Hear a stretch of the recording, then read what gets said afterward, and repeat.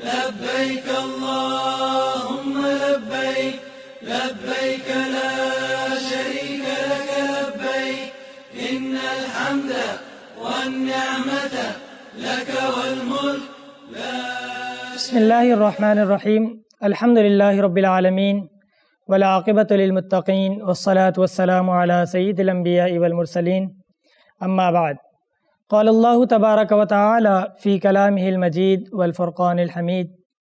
لن ینال اللہ لحومها ولا دماؤها ولكن يناله التقوى منکم وقال فی مقام آخر واتل علیہم نبأ ابنی آدم بالحق اذ قربا قربانا فتقبل من احدهما ولم يتقبل من الآخر صدق اللہ العظیم۔ سامعین مکرم، آج ہم جس موضوع پر لب کشائی کرنے کے لیے حاضر ہیں وہ ہے فلسفہ قربانی۔ قربانی کا جہاں ذکر آتا ہے وہاں فوراً ہمارے ذہنوں کے اندر حضرت ابراہیم علیہ السلام کا تذکرہ آ جاتا ہے کہ کس طرح انہوں نے اللہ رب العزت کے حکم کی خاطر، اللہ رب العزت کی رضا کی خاطر اپنے فرزند ارجمند کی قربانی بارگاہ الہی میں پیش کی۔ اس قربانی کے اگر پس منظر کو تم دیکھیں اور تاریخ کی کتابوں کا مطالعہ کریں اور قرآن پاک کا بغور مطالعہ کریں تو ہمیں یہ بات نظر آتی ہے۔ اللہ رب العزت قرآن پاک میں ارشاد فرماتے ہیں وَاتْلُ عَلَيْهِمْ نَبَأَ ابْنَيْ آدَمَ بِالْحَقِّ، اے محمد صلی اللہ علیہ وسلم ان لوگوں پر آدم کے دو بیٹوں کا واقعہ بیان فرمائیے، ان کا قصہ بیان فرمائیے۔ اِذْ قَرَّبَا قُرْبَانًا، کہ جب ان دو بیٹوں نے اپنے قربانی اللہ رب العزت کے حضور پیش کی، فَتُقُبِّلَ مِنْ أَحَدِهِمَا، ایک کی قربانی قبول کر لی گئی، وَلَمْ يُتَقَبَّلْ مِنَ الْآخَرِ، اور دوسرے کی قربانی کو قبول نہیں کیا گیا۔ علامہ ابن کثیر رحمۃ اللہ علیہ اپنی تاریخ، مشہور زمانہ تاریخ ابن کثیر کے اندر لکھتے ہیں کہ آدم علیہ السلام کے ان دونوں بیٹوں نے جو قربانی پیش کی تھی وہ قربانی دراصل مینڈھے کی اور اپنے کھیت کی قربانی تھی۔ جس بیٹے نے مینڈھے کی قربانی پیش کی تھی وہ قربانی قبول کر لی گئی، اور جس بیٹے نے کھیت کی قربانی پیش کی تھی وہ قربانی رد کر دی گئی۔ اور اس زمانے کے اندر جو قربانی قبول کرنے کا ذریعہ اللہ رب العزت کی طرف سے ہوتا تھا وہ طریقہ کار کچھ یوں ہوتا تھا کہ آسمان سے ایک آگ آتی تھی اور وہ آگ مقبول قربانی کو جلا کر راکھ کر دیتی تھی، غائب کر دیتی تھی، اور جو مردود قربانی ہوتی تھی اس کو ویسے ہی چھوڑ دیا جاتا تھا۔ یہی چیز آدم علیہ السلام کے دونوں بیٹوں کے ساتھ ہوئی کہ ان کی جو مقبول قربانی تھی اس کو آگ نے جلا کر راکھ کر دیا، ختم کر دیا، اور جو مردود قربانی تھی اس کو باقی رکھا۔ قربانی کا یہ طریقہ حضرت آدم علیہ السلام سے شروع ہوا اور اس زمانے سے لے کر آخری نبی جناب نبی کریم حضرت محمد مصطفیٰ صلی اللہ علیہ وسلم کے زمانے تک رہا، اور مختلف صورتوں میں مختلف انبیاء کی امتیں اور مختلف انبیاء اپنی اپنی قربانیاں پیش کرتے رہے۔ جہاں تک سنت ابراہیمی کا تعلق ہے، ہم دیکھتے ہیں اللہ رب العزت نے قرآن میں فرمایا،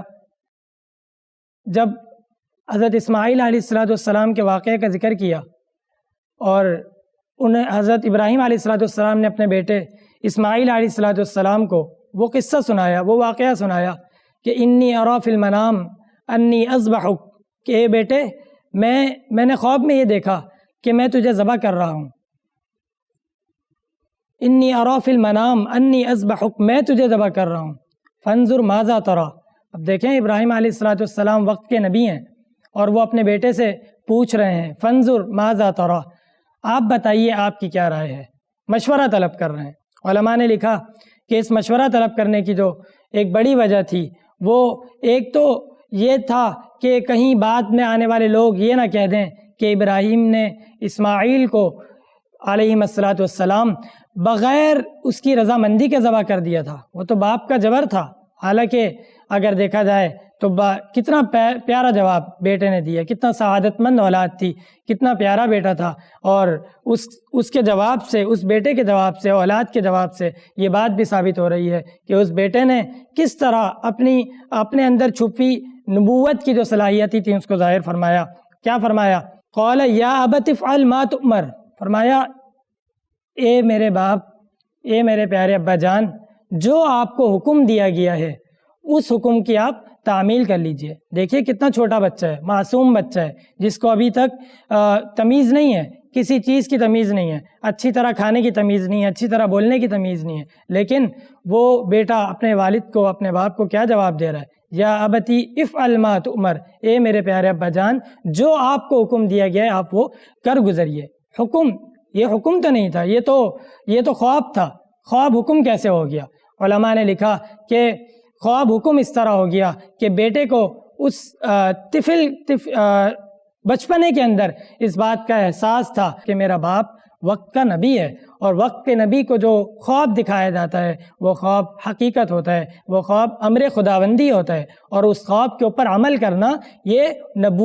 نبی کی ذمہ داری ہوتی ہے۔ تو دیکھیے کتنے احسن طریقے سے بیٹے نے جواب دیا، یا ابتی افعل ما تؤمر، اے میرے پیارے ابا جان، جو آپ کو حکم دیا گیا ہے آپ اس کو کر گزریے، بے شک آپ مجھے صبر کرنے والوں میں پائیں گے۔ صبر کتنی اہم چیز ہے، فلسفہ قربانی بھی ہمیں صبر کا درس دیتا ہے، اخلاص کا درس دیتا ہے، اللہ کی رضا کی خاطر اور اللہ کے حکم کی خاطر اپنے خواہشات کی، اپنے مال کی اور اپنی جو ہے وہ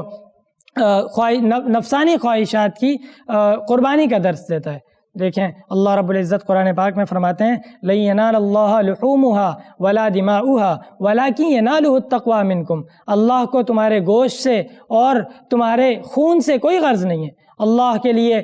بہت ساری مخلوقات ہیں، اللہ کے لیے تسبیح کرنے والے بہت ہیں، اللہ کے لیے تحمید کرنے والے بہت ہیں، اللہ کی بزرگی کو، اللہ کی کبریائی کو اور اللہ کی بڑائی کو بیان کرنے والے بہت ہیں، اس کے فرشتے ہی اس کی بڑائی کو بیان کرنے کے لیے کافی ہیں۔ بندے سے وہ کیا چاہتا ہے؟ لَن يَنَالَ اللَّهَ لُحُومُهَا، اللہ گوشت نہیں چاہتا، وَلَا دِمَاؤُهَا، نہ آپ کی قربانیوں کا خون چاہتا ہے۔ اللہ کیا چاہتا ہے؟ وَلَكِنْ يَنَالُهُ التَّقْوَى مِنْكُمْ، اللہ رب العزت آپ سے تقوی چاہتا ہے۔ اللہ رب العزت آپ سے یہ چاہتا ہے کہ آپ اپنی خواہشات کو، آپ اپنے مال کو اور آپ اپنی جو ہے وہ دیگر ضروریات کو ترک کر کے اللہ رب العزت کے حکم کی خاطر، اللہ رب العزت کی رضامندی کی خاطر اور اللہ کا تقوی حاصل کرنے کے لیے، اللہ کا قرب حاصل کرنے کے لیے اپنی قربانی کو پیش کریں، اپنے مال کی قربانی کو پیش کریں۔ اور اگر ہم دوبارہ تاریخ کے اندر جائیں اور ہم ابراہیم علیہ السلام کی قربانیوں کا مطالعہ کریں اور ان کو دیکھیں تو کس طرح ابراہیم علیہ السلام نے اپنی مال کی، اپنی جان کی اور اپنی اولاد کی قربانی پیش کی۔ مال کی قربانی کا واقعہ تاریخ کی کتابوں میں لکھا گیا ہے کہ ابراہیم علیہ السلام جنگل میں بکریاں چرا رہے تھے کہ ایک ندا آتی ہے، اللہ اکبر، ندا آتی ہے۔ ابراہیم علیہ السلام اس ندا کو سنتے ہیں اور اس ندا کو سن کر ابراہیم علیہ السلام پوچھتے ہیں، سوال کرتے ہیں ندا دینے والا کون ہے، تلاش کرتے ہیں، پتہ چلتا ہے کہ ندا دینے والا، آواز دینے والا ایک نوجوان شخص ہے۔ ابراہیم علیہ السلام اس کو بلاتے ہیں کہ قریب آؤ، تشریف لاؤ۔ وہ قریب آتا ہے، ابراہیم علیہ السلام فرماتے ہیں کہ ایک دفعہ پھر آواز دو، پھر اللہ کا نام پکارو، تمہاری اس آواز کے میں بڑا لطف تھا،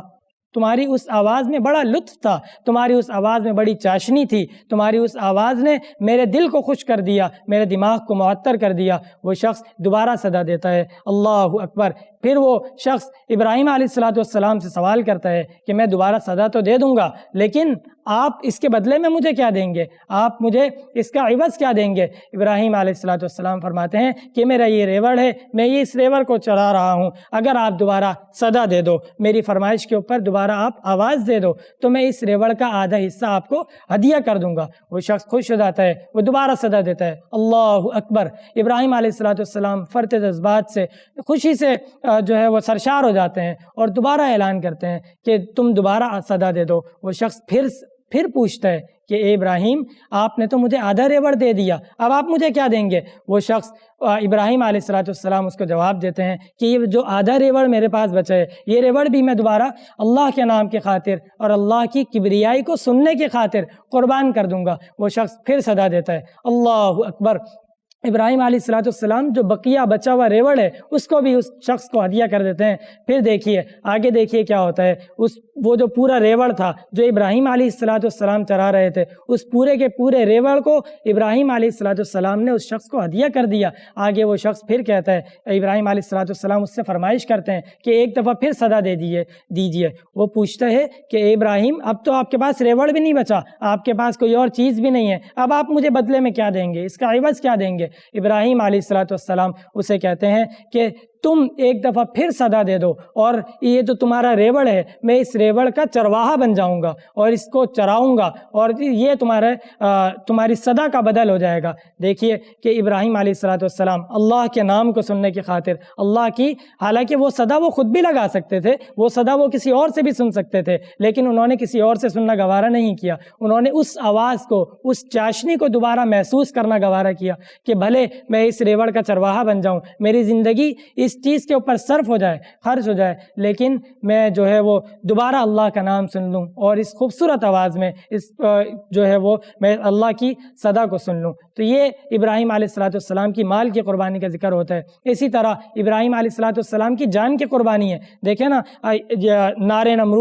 نمرود کا ذکر کتنی دفعہ قرآن پاک کے اندر آیا، کتنی تاریخ کی کتابوں کے اندر، احادیث مبارکہ کے اندر نمرود کی آگ کا ذکر آیا کہ نمرود نے اتنی بڑی آگ جلائی کہ وہ آگ 40 دن تک جلتی رہی، اور 40 دن تک جلنے والی اتنی خطرناک آگ، دیکھنے والوں نے لکھا کہ اس آگ کے شعلے آسمان کی بلندیوں تک کو چھو رہے تھے۔ ابراہیم علیہ السلام نے اس کفر کی طرف جانا گوارا نہیں کیا، بلکہ گوارا کیا کیا کہ میں آگ کے اندر چلا جاؤں، میری زندگی، میری جان اللہ کے نام کی خاطر، اللہ کے کلمے کی سربلندی کی خاطر قربان ہو جائے، لیکن اللہ کے نام کے اوپر، اللہ کی عزت کے اوپر اور اللہ کی جلال کے اوپر، اللہ کی کبریائی کے اوپر کوئی حرف نہ آئے۔ دیکھیے کتنی عظیم قربانی ابراہیم علیہ السلام نے اپنی جان کی قربانی پیش کی اور اللہ کے نام کو جھکنے نہیں دیا، اللہ کے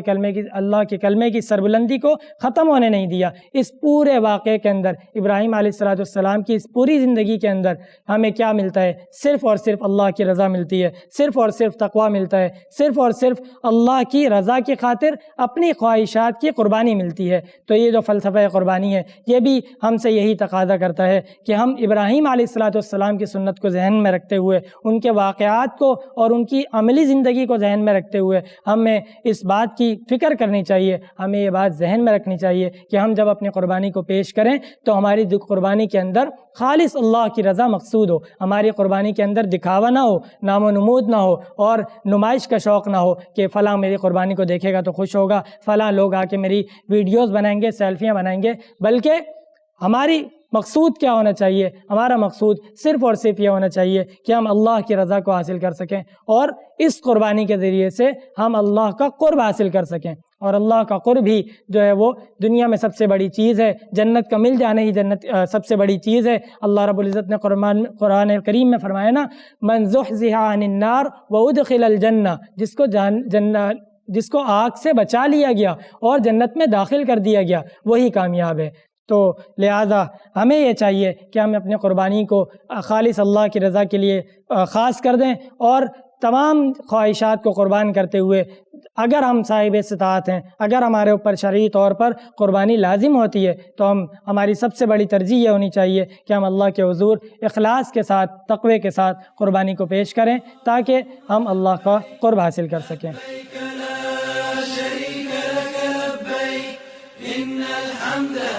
والنعمة لك والملك لا شريك لك لبيك اللهم لبيك لبيك لا شريك لك لبيك إن الحمد والنعمة لك